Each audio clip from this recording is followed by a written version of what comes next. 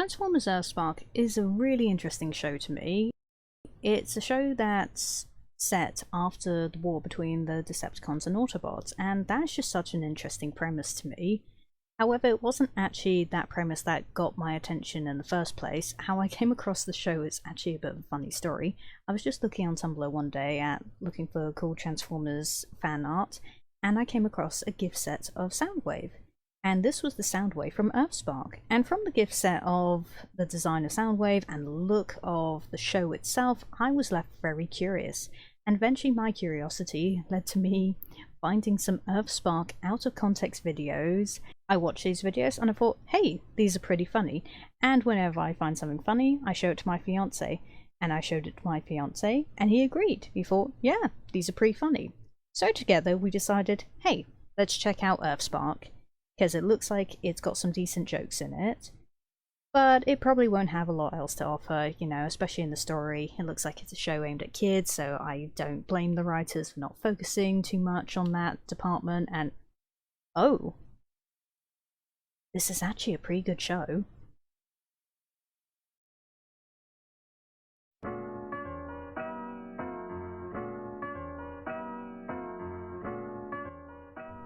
So when I first came across season 1, I binged the first half of it, and then later I was further blown away by the second half of episodes when it came off hiatus. I was left so excited for what season 2 had to offer. What further character interactions would we have? What conflicts would we witness? What new characters would we be introduced to? Both old characters and new characters being made for the show. And then on June 7th, it finally released, and it was alright. So what I think was missing in season 2 was that I think it was missing a lot of the heart that season 1 had. In the first season we had loads of episodes focusing on the interactions between characters, the Maltos, the Terrans, the Autobots and the Decepticons. Seeing the different interactions between these groups was what made the show so special and wholesome to me. I liked watching Megatron teach the Terrans about the war, RC coming over to babysit the Terrans, Bumblebee meeting up with Breakdown to have these secret races together, Nightshade helping Tarantulas build his camouflage tech, I loved that episode, or even just seeing Laserbeak be a commentator for an underground fighting ring. Like, that itself was hilarious. It's just these interactions, all these little interactions, big or small, that came together to give this show a flavour that I haven't really seen in other shows before. Well, other Transformers shows, and it wasn't entirely vacant in this season. There were some episodes in season 2 where we had those moments were present, but overall, I think the majority of the season was missing those interactions. Now you're probably thinking, what on earth are you talking about? We had loads of interactions between the Maltos and the Terrans. And yes, you are correct, we had loads of great moments between the Terrans and the Maltos. But the Autobots and the Decepticons were kinda missing from that. Take for example Bumblebee. Bumblebee was a major character in season 1. He was teaching the Terrans, he was playing with them, and overall acting as an almost uncle figure to them. Did that continue in this season? Did the bond between him and the Maltos grow even stronger in the year between seasons? Well, it's hard to tell because we see him for a whole 2 scenes in this first half of season 2, and that's it. Like, sorry if you are a Bumblebee enjoyer and like seeing him be an uncle to the Terrans, because he's straight up not here in this season. And going off of that a little bit, it's also the same problem with loads of other characters, like the Decepticons. The Decepticons were one of my favourite things in season 1. They were fun to watch, whether they were fighting the Terrans or bonding with them even. But weirdly enough, despite being the main antagonists of this season, the Decepticons felt like they had less of a presence than they did in the first season. And they're the main antagonists now. What's up with that? Despite fighting them, Team Malto barely interacted with the Decepticons until the mid-season finale. As the main antagonists, you think we would have gotten more interactions with them. Either interactions that make them more funny, or make them appear more terrifying.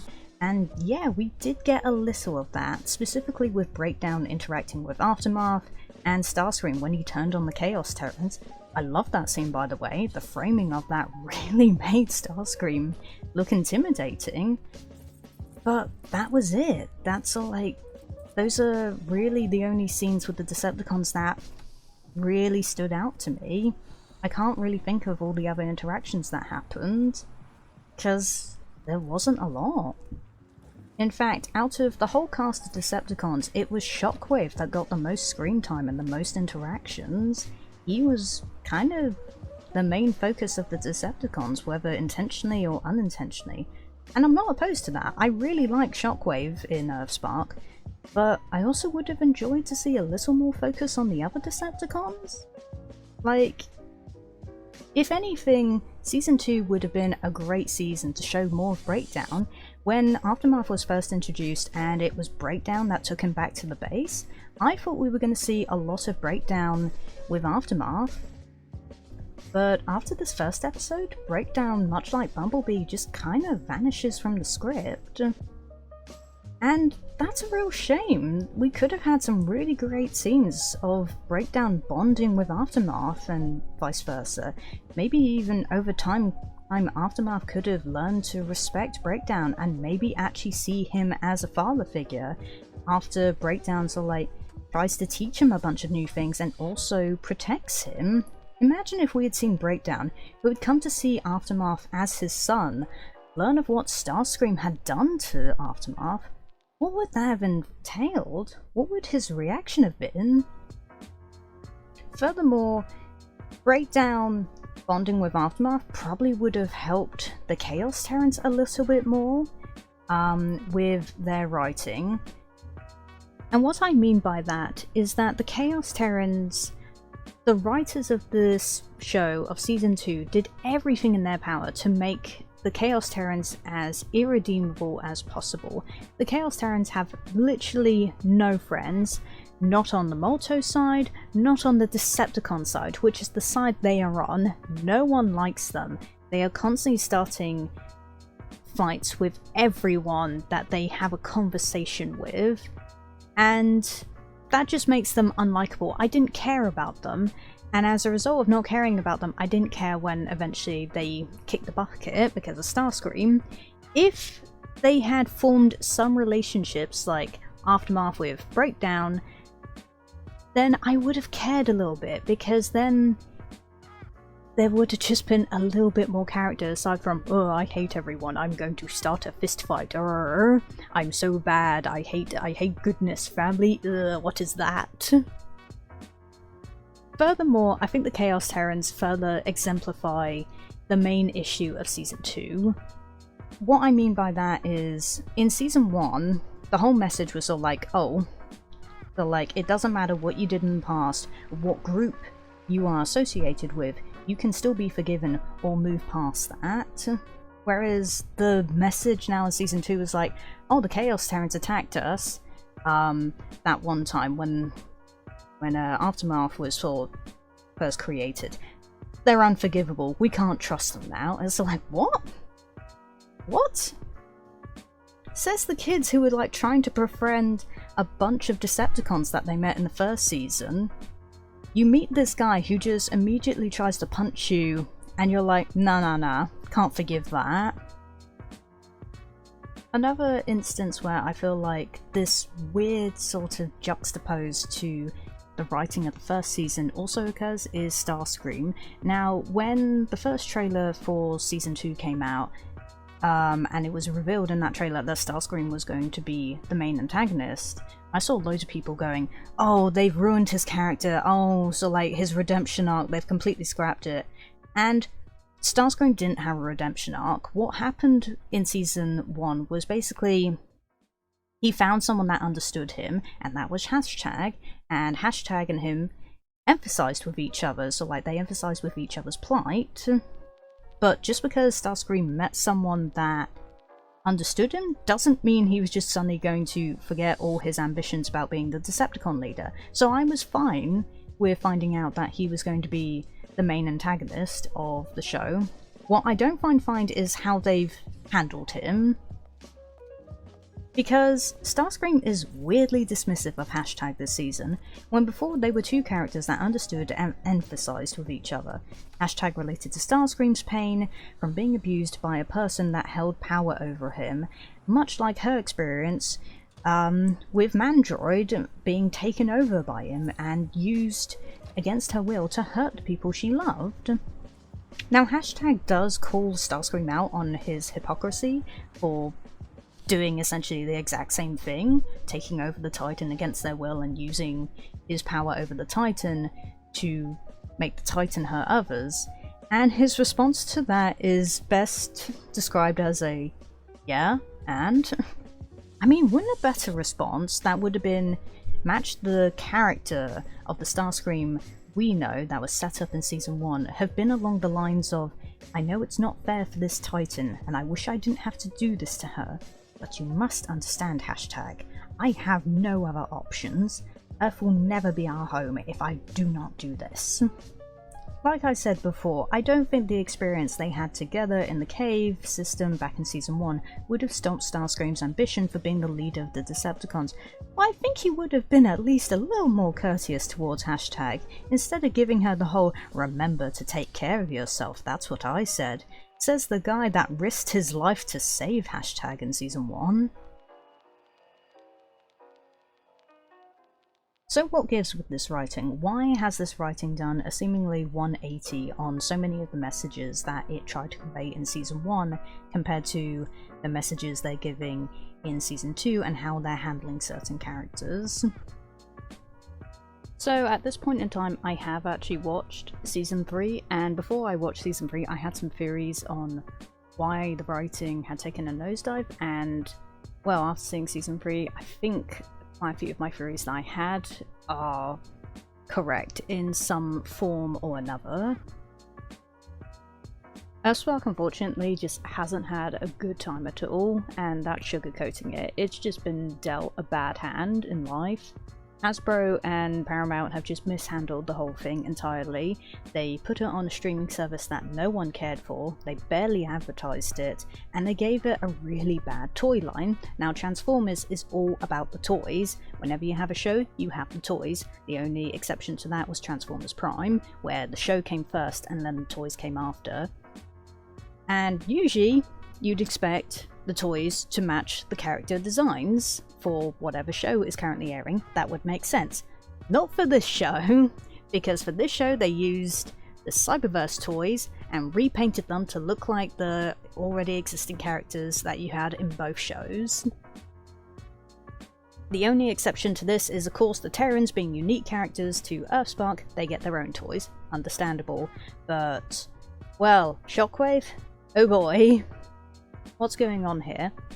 Just lazy toy making right there, and well, also probably coming down to budget, Hasbro not wanting to really spend too much money on this, and as a result, just, yeah, like, advertising takes money, and Hasbro just seems to be allergic to spending money on their own franchises, which is bizarre. As a result, Earthspark has not had as big a viewerships as it really deserved. It's not made very good sales because, you know, kids will just come into the store, look at the toys and go, I already have that toy. Now, understandably, because the show hasn't done too well, Hasbro doesn't want to give it any more funding, which is, it's their fault to begin with why the show hasn't done well in the first place, but Hasbro's not going, and Hasbro's just not gonna sweep that under the rug. Hasbro just has this weird thing that they do where they have something, they put it out there in the world, they don't advertise it, and then the thing, understandably, doesn't do very well because no one knew about it because of a lack of advertisement, and Hasbro are like, oh damn, that didn't do very well. Oh well, guess we're not making a sequel then. And I'm pretty sure that's what's happened with Earthspark, because to me, I feel like we had a bit of an Owl House thing going on here, where originally they were going to have 3 full separate seasons. In Season 1, you had Mandroid. In Season 2, you had the Decepticons. And in Season 3, you had the Quintasons. However, due to Season 1 of Earthspark not doing as well as it should have, season 2 and 3 have just been squished into one, but also released as separate seasons. Which I know I sound insane, but don't worry, Netflix did this all the time with their shows, where basically they would have a full season. Instead of it being around 20 episodes long, they would just cut it in half and go, there you go, here's 10 episodes of one whole season, when really it was one half of a season. But behind the scenes, it was clear to the team working on season 2 that they weren't going to get another season after season 2. So originally, it would have been the Decepticons for season 2 and the Quintasons for season 3, but instead they all got combined into season 2, the Decepticons for part 1 and the Quintasons for part 2. But if the decision to have part 1 and part 2 of season 2 turned into 2 completely seasons was a very early one, it would explain why the finale of season 2 felt really weird for what at the time felt like a mid-season finale because the stakes were so high. But if the creators of the show for season 2 knew that season 2 was only getting about 10 episodes and then they were going straight on to season 3, now the high stakes for that season finale make a lot more sense because that really was the season finale of season 2. But in terms of writing, that's all the major things I have to say about Season 2. On an off note, to close this video off, I do have some things I want to say about the animation. The animation definitely took a nosedive as well, alongside the writing. We had some really amazing scenes in Season 1, and everything just felt so weighty in terms of animation.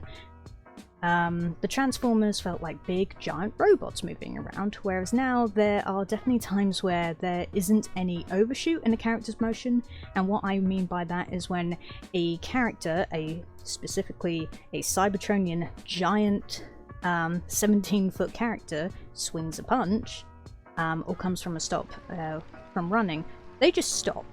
There's no movement, there's no slight little slide where the force of the momentum would carry them a little bit. No, they just absolutely stop, and it is really noticeable at times.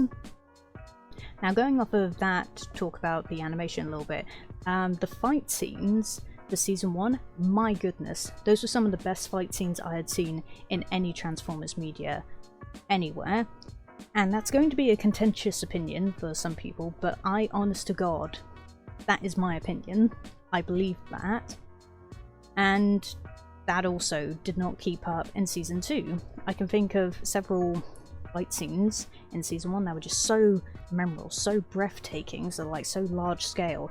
Even if it was between just a handful of characters, it wasn't a big fight scene, they were still such a large scale, these fights. Whereas Season 2, there was nothing like that.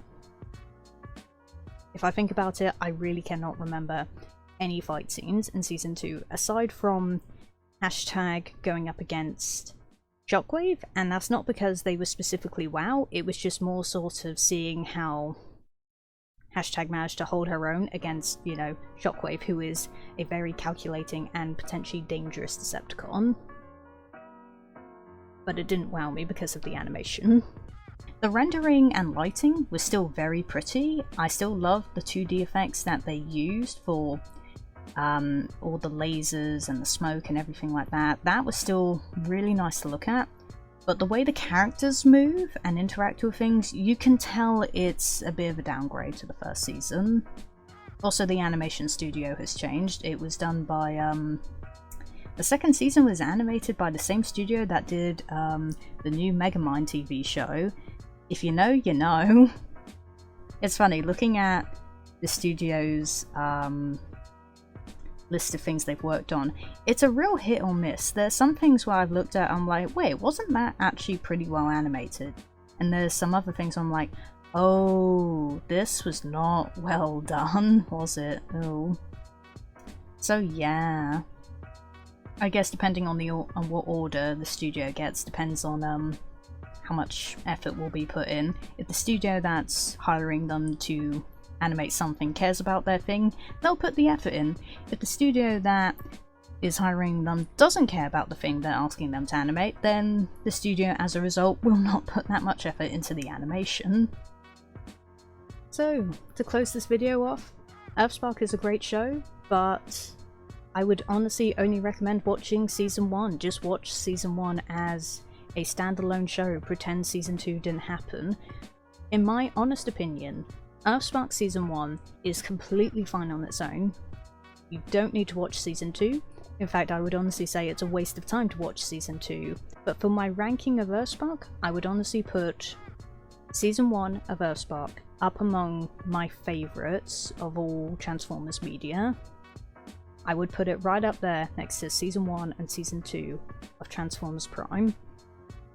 And that is my opinion, because I think it is honestly worthy of standing next to Prime. And I think it's going to be a while before we get another show like Earthspark again.